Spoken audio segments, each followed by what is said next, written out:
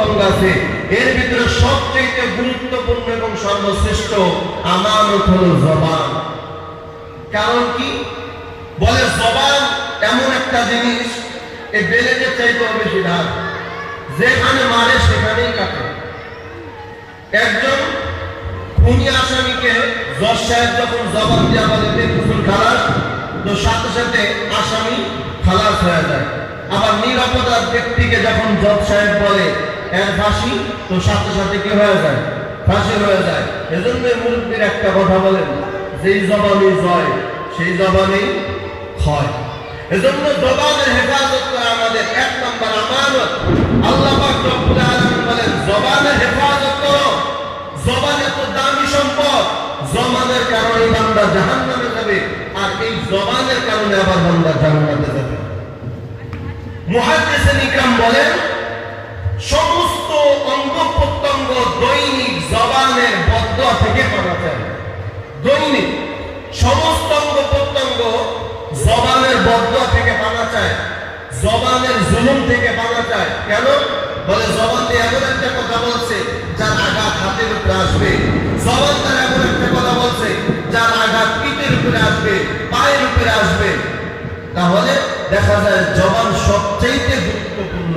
এই জবান যে যত পবিত্র রাখতে পারবে, আল্লাহর নিকট তত বেশি সে প্রিয় হয়ে যাবে। সুবহানাল্লাহি ওয়া বিহামদিহি। এজন্য এই জবানকে কন্ট্রোল করার জন্য আল্লাহ পাক রব্বুল আলামিন বলেন দুনিয়ার কোনো মেডিসিনে কাজ হবে না, দুনিয়ার কোনো মেডিসিনে কাজ হবে না।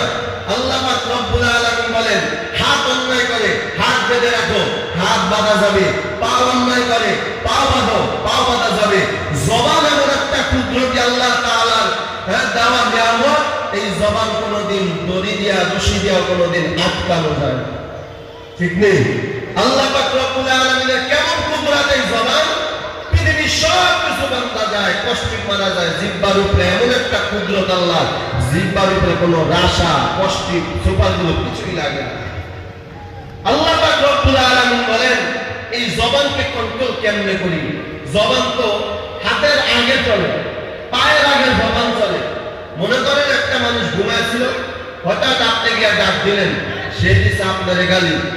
পরের দিন দেখা কেউ ভাই আপনি আমার সাথে কথা বলেন না কেন? বলে দূর দিয়া তোমার ঘুম থেকে জাগাইতে গেছি, তুমি আমার গালি দিছো। নাউযুবিল্লাহ, আমি তো কখনো আপনার গালি দিইনি। তার মানে বোঝা গেল হাত তো টের পায় নাই যে জবান গালি দিছে। জবান এত দ্রুত, এই জবানকে কন্ট্রোল করার জন্য পৃথিবীতে এমন কোন ঔষধ আবিষ্কার হয় নাই যে ঔষধের কারণে জবানকে কন্ট্রোল করতে পারবে। আল্লাহ পাক রব্বুল আলামিন বলেন এই জবানকে কন্ট্রোল করার জন্য দুনিয়ার কোনো মেডিসিনে কাজ হবে না। আমি আল্লাহর পক্ষ থেকে যে একটা মেডিসিন যদি দাও, আল্লাহ পাক রব্বুল আলামিন বলেন তাহলে তোমার জবানটা কন্ট্রোল থাকবে, জবানের আমানত রক্ষা করতে পারবা। সেটা হলো এক নাম্বার হলো মাওলার জিকির। সুবহানাল্লাহ। সব সময় জবানের ভিতরে থাকবে আল্লাহ পাকের জিকির। যে যত বেশি জিকির করবে জবানটা তার তত বেশি পবিত্র থাকবে, তার আমানতটা তত বেশি রক্ষা থাকবে। এজন্য আল্লাহ পাক রব্বুল আলামিন বলেন ইয়া আইয়ুহাল্লাযীনা আমানুত্তাকুল্লাহ ওয়া কুলু কাওলান সাদীদা। আল্লাহ পাক রব্বুল আলামিন বলেন হে মুমিন, জবানটা তোমার কাছে আমানত, খবরদার আমানতের খেয়ানত করা যাবে না। এই জবানকে তোমার কন্ট্রোল করার জন্য তিনটা ফর্মুলা নিতে হবে। তিনটা ফর্মুলার উপর যদি বান্দা আমল করো, আল্লাহ পাক রব্বুল আলামিনের মেহেরবানিতে জবানটা হেফাজত থাকবে, জবানের আমানত রক্ষা থাকবে। এক নম্বর হলো ওয়ালটা করতে বসতে সব সময় জবানে থাকবে মাওলার জিকির। সব সময় মাওলার জিকির, হাঁটতেছি মাওলার জিকির চলবে, বসে আছি মাওলার জিকির চলবে। যে যত বেশি জিকির করতে পারবে আল্লাহ পাক রব্বুল আলামিনের সে তত বেশি নিকট হয়ে যাবে। সুবহানাল্লাহ। জবানকে হেফাজত করা, সংক্ষেপে বলতেছি, জবানকে হেফাজত করা 2 নম্বর পদ্ধতি হলো বেশি বেশি কোরআনে কারীমের বিশুদ্ধ তেলাওয়াত। সব সময় কোরআনে কারীমের তেলাওয়াত করা। যেই বেশি আল্লাহ পাক রব্বুল আলামিন বলেন আল্লাহ সব সময় কোরআনে কারীমের তেলাওয়াত জবানের ভিতরে রাখো। জবানটা যখন তুমি খালি রাখবা তখনই জবানটা উল্টা পাল্টা বলা শুরু করবে। এজন্য 1 নম্বর হলো জিকির, দুই নম্বর হলো বিশুদ্ধ কোরআনের তেলাওয়াত। এই দুইটা ফর্মুলা যদি বান্দা দাও, আল্লাহ পাক রব্বুল আলামিন বলেন ও চিরেন আল্লাহ পাক রব্বুল আলামিন তোমার জবান আমানত রক্ষা করার তৌফিক দান করবেন। সুবহানাল্লাহ। এজন্য জবান আমাদের কাছে আমানত, এই আমানত আল্লাহর কাছে অমূল্যভাবে ফেরত দিতে হবে।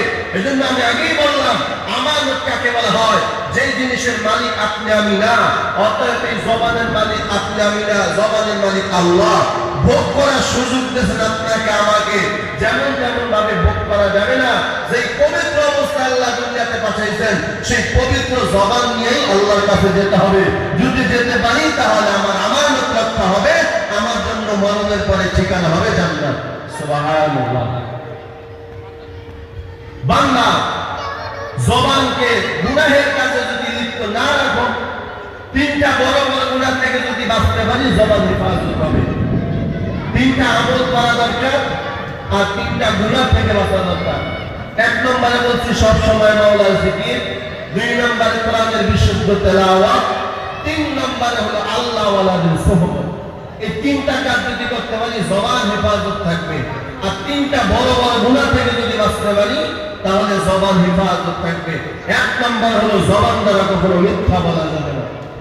আল্লাহ রাসূল সাল্লাল্লাহু আলাইহি ওয়া আলিহি ওয়াসাল্লাম বলেন, قال رسول الله صلى الله عليه وآله وسلم الصدق ينجي والكذب يهلك। সত্য মানুষকে বিজয় দান করে, মিথ্যা মানুষকে ধ্বংস করে দেয়। অতএব দুনিয়াতেও কোনো বান্দা যদি বান্দার সাথে মিথ্যা বলে, বান্দা কোনোদিন মিথ্যা বরদাস্ত করতে পারে না। সন্তান যদি বাবার সাথে মিথ্যা বলে, বাবা সন্তানের মিথ্যা বরদাস্ত করতে পারে না। সন্তান যদি মায়ের সাথে মিথ্যা বলে, মা মিথ্যা সহ্য করতে পারে না। হ্যাঁ মুসলমান বাবাজিরা আমার, দুনিয়ার মানুষ যদি মিথ্যা সহ্য করতে নাই পারে, আল্লাহ পাক রব্বুল আলামিন মিথ্যা সহ্য করবে না। এত সুন্দর পবিত্র জবান আল্লাহ দান করেছেন, সেই জবানটা যদি মিথ্যা বলা বলে তুমি যদি নাপাক করো, কপালে লিখে রাখো মরণের পরে তোমার ঠিকানা হবে জাহান্নাম। তাহলে এক নম্বর বড় গুনাহ হলো জবান দিয়ে কখনো মিথ্যা বলা যাবে না। যে যত বেশি সত্য বলবা আল্লাহ তাআলা সফলতা দান করবে। মিথ্যা বলছো তো বিপদের ভিতরে পড়ছো। মিথ্যা এত বড় খারাপ অন্যায়, মিথ্যা কেউ সহ্য করে না, আল্লাহও সহ্য করে না। এজন্য আল্লাহ পাক কোরআনে স্পষ্ট দলিল সহকারে আল্লাহ তাআলা বলেন, ওয়াকুলু কওলান সাদীদা, খবরদার মিথ্যা বলবা না, যা বলবা সব সত্য কথা বলবা। দুই নম্বর বড় গুনার ভিতরে হলো মানুষের নামে গীবত করা যাবে না। দুই নম্বর গুনাহ থেকে বাঁচতে হবে, সেই গুনাহটা হলো মানুষের নামে গীবত করা যাবে না। মানুষ যদি মানুষের নামে গীবত করে তখন তার জবানটা অপবিত্র হয়ে যায়। আল্লাহ পাক রব্বুল আলামিন সূরা হুমাযার ভিতরে বলেন, ওয়াইলুল লিকুল্লি হুমাযাতিল লুমাযা। আল্লাহ পাক রব্বুল আলামিন বলেন, হুমাযাও জাহান্নামী, লুমাযাও জাহান্নামী। বলে হুমাযা কোন ব্যক্তি? যে মানুষের পিছনে পিছনে গীবত করে। যে ব্যক্তি গীবত করে তার ফায়দাটা কি? আল্লাহ রাসূল বলেন, যার নামে গীবত করলো তার কোনো কিছুই হবে না, বরং যে গীবত করে তার জীবনের আমল সব নষ্ট হয়ে যাবে। এজন্য মানুষের নামে কখনো গীবত করা যাবে না। যেই ব্যক্তি গীবত করে তার জন্য আল্লাহ পাক বলেন, ওয়াইল নামক জাহান্নাম আল্লাহ তাআলা রেখে গেছেন। এজন্য কখনোই গীবত করা যাবে না। অনেকে তো আমরা গীবত মুখ দিয়া বলি না, মোবাইলের ভিতরে স্ট্যাটাসের মাধ্যমে আমরা গীবত করি। গীবতের কয়েক প্রকার আছে, এর ভিতরে একটা প্রকার হলো জবান দ্বারা না বইলা লেখার মাধ্যমে গীবত করা। মোবাইলের ভিতরে আলেম ওলামার বিরুদ্ধে গীবত করা, ভালো মানুষের বিরুদ্ধে গীবত করা। গীবত যেমনই হোক, ওটা যদি গীবত হয় আপনার জন্য ওয়াইল নামক জাহান্নাম। এজন্য সাবধান যুবক কলিজার টুকরা যুবক ভাই যারা আছেন, আলেমের বিরুদ্ধে কখনোই কোনো ধরনের স্ট্যাটাস ফেসবুকে দিবেন না যদি ভালো বংশের ছেলে হয়ে থাকে। পৃথিবীর ভিতরে সবচেয়ে নির্দিষ্ট বেয়াদব ওই ব্যক্তি যে আলেম ওলামার বিরুদ্ধে কলম ধরে। এজন্য অনেকে গীবত সরাসরি করতে পারে না, ফেসবুকে গীবত করে স্ট্যাটাসের মাধ্যমে। এটাও কিন্তু বড় গীবত। আল্লাহ পাক রব্বুল আলামিন আমাদেরকে গীবতের গুনাহ থেকে বেঁচে থাকার তৌফিক তৌফিক দান করুন, সকলে বলে আমিন। মহতারাম হাজিরিন, তাহলে বলছিলাম তিনটা আমল জবানের ভিতরে চালু করো আর তিনটা গুনাহ থেকে বান্দা ফিরে থাকো। এক নাম্বার হলো মিথ্যা বলবা না, দুই নাম্বার হলো কখনোই গীবাত করবা না। গীবাতের দ্বারা তোমার জবান নাপাক হয়ে যাবে। আমি দোয়া করি কবুল হয় না, কামরান পিছনে বড় হুজুর দোয়া করে কবুল হয়ে যায়, আবার দেখা যায় বড় হুজুর দোয়া করে কবুল হয় না। বাইতুল মুকাররমের ইমাম সাহেব দোয়া করে কবুল হয়ে যায়, বাইতুল মুকাররমের ইমাম সাহেবের দোয়া কবুল হয় না। আবার দেখা যায় বড় বড় শায়েখরা দোয়া করে কবুল হয়ে যায়, তাদের দোয়া কবুল হয় না। মক্কা মদিনার ইমাম দোয়া করে কবুল হয়। এর ভিতরে কোনো কিছুই না, এর মামুল কিছুই না, বরং একমাত্র পুঁজি হলো জবানের পবিত্রতা। যে যত বেশি জবানকে পবিত্র রাখতে পারবেন, আল্লাহর কাছে সে তত দামি হয়ে যাবেন। এজন্য খবরদার, দুইটা বড় বড় গুনাহ। এক নাম্বার হলো জবান দিয়ে মিথ্যা বলা যাবে না, দুই নাম্বার হলো জবান দিয়ে কখনো কারণ আমি গীবত করা যাবে না, তিন নাম্বার হলো কখনো গালাগালি করা যাবে না।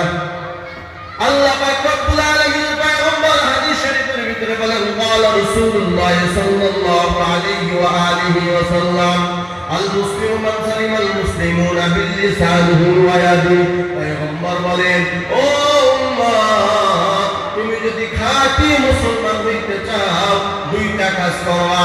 এক নাম্বার হলো হাত দ্বারা কখনো মানুষকে আঘাত করবা না, দুই নাম্বার জবান দ্বারা কখনো মানুষকে আঘাত করবা না। তাহলে তুমি একজন খাঁটি মুসলমান। হাত দ্বারা তো আঘাত করা যাবেই না, জবান দ্বারাও আঘাত করা যাবে না। আমার পয়গম্বরকে আল্লাহ পাক রব্বুল আলামিন স্পষ্ট ভাষায় বলেন, হে নবী, আপনি কখনো বেঈমানের সাথেও খারাপ ব্যবহার করবেন না। নবীকে আল্লাহ তাআলা আদেশ দিলেন, কাফেরের সাথেও খারাপ ব্যবহার করা যাবে না। আজকে এমন একটা পরিস্থিতি আমাদের সামনে, আজকে কাফের না, আজকে মুসলমান হয়ে মুসলমানের সাথে খারাপ ব্যবহার করে, মুসলমান হয়ে মুসলমানের গায়ে আঘাত করতেছে, মুসলমান হয়ে মুসলমানকে গালি দিতেছে। এটা বড় আফসোসের বিষয়। অথচ সে যে আখির নবীর উম্মত, তার খবরই নেই। মানুষের চরিত্র তো এমন হওয়া দরকার, আমার নবীর আদর্শ গ্রহণ করা দরকার। এজন্য পয়গম্বর বলেন, তোমার হাত এবং জবান থেকে যদি মুসলমান মানুষ নিরাপদ থাকতে পারে, তুমি একজন খাঁটি মুসলমান। আজকে নিরাপত্ত দূরের কথা, মানুষের সামনে মানুষকে মানুষ আঘাত করতেছে, মানুষ কোনো কিছুই বলতেছে না। আজকে মানুষ আর মানুষটাই হাইওয়ানে জানোয়ারে পরিণত হয়ে গেছে। মানুষের মানুষকে আজকে মানুষ ভয় পাইতেছে। ওর আফসোস লাগে, দুঃখ হয়, মানুষ কেন মানুষকে ভয় পাবে? মানুষ তো ভয় পায় হিংস্র প্রাণী, জানোয়ারকে, কুকুরকে, বাঘকে। মানুষ তো ভয়ঙ্কর প্রাণীকে মানুষ ভয় পায়। তাহলে মানুষ হয়ে মানুষকে কেন ভয় পায়? বলে যেই মানুষটাকে ভয় পায়, ওই মানুষটা আসলে মানুষটাই হায়ওয়ান, জানোয়ারে পরিণত হয়ে গেছে। এই কারণে মানুষটাকে যেটা মানুষ ভয় পায়। আল্লাহ পাক রব্বুল আলামিন পয়গম্বর বলেন, আল মুসলিমু মান সালিমাল মুসলিমুনা বিল লিসানিহি ওয়া ইয়াদিহি। খাঁটি মুসলমান যদি বান্দা হতে চাও, তাহলে এক নম্বরে হাত দ্বারা কাউকে আঘাত করা যাবে না, দুই নম্বরে জবান দ্বারা কাউকে কষ্ট দেওয়া যাবে না। জবান দ্বারা কেমনে আঘাত করে? বলে এক নম্বর হলো গীবত করে, দুই নম্বর হলো গালিগালাজ করে। দ্বন্দ্ব থাকতেই পারে, তবে গালি দেওয়া যাবে না। অথচ আশিক রাসূলের সাইনবোর্ড লাগায় কাফের কাফের বলে গালি দেয়। আল্লাহ পাক রব্বুল আলামিন পয়গম্বর বলেন, ক্বালা রাসূলুল্লাহ সাল্লাল্লাহু আলাইহি ওয়া আলিহি ওয়াসাল্লাম, সিবাউল মুসলিমি ফুসুকুন ওয়া কিতালুহু কুফরুন। পয়গম্বর বলেন, মুসলমান হইয়া মুসলমানকে গালি দেওয়া পাপিষ্টের কাজ, আর মুসলমান হইয়া মুসলমানের বিরুদ্ধে জিহাদ করা বেঈমানের কাজ। অতএব খাঁটি মুসলমান হতে হলে মুসলমান হয়ে মুসলমানকে গালি দেওয়া যাবে না, মুসলমান হয়ে মুসলমানের গায়ে আঘাত করা যাবে না। যদি খাঁটি মুসলমান হয়ে মৃত্যুবরণ করতে নাই পারি, তাহলে আপনার আমার জন্য ঠিক